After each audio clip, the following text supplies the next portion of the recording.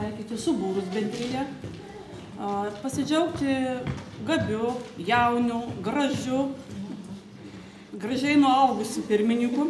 Tai yra čia didelė garbė, kadangi aš turiu tokią didelę praktiką šitose bendrijose ir man tiesiog malonu matyti, kad va toks jaunas vyras organizavo bendriją.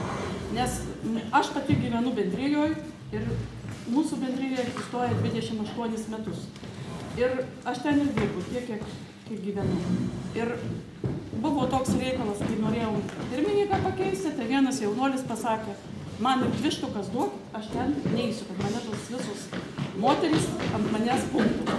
Tai aš va dar kartą jūs visus sveikinu, kad jūs, skaityčiau, pasirinko teisingą kelią, vis dėlto kuo mažesnis kolchozas, tuo geriau yra. Kuo didesnis, tuo mažiau jūs matot, kas yra kas.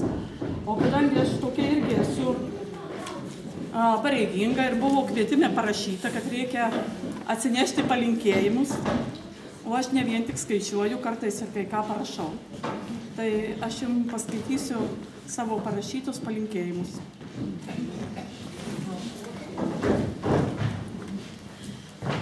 Jau metai paskutinės dienas skaičiuoja, kalėdos beldžiasi į duris.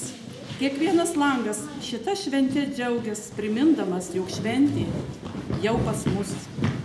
Dažniau susimastai, kaip pasitikti šventę, kaip reiks suruošti vaišes, papuošti namus. Ir džiaugiasi širdis vien pagalvojus, kad kūčių stalas gal sulauks svečių. Nors jau namus vaikai paliko, negalime visi būti kartu, negalime užimti prie stalo savo vietų, nors taip norėtųsi, kad būtume kartu. Kalėdų šventė savo prasmę turi, mes džiaugiamės gimusių Jėzaus sūnumi. Džiaugiesi tuo, kad šiandien su tavim prie stalo, kad dar turi su kuo dalintis plotkelę.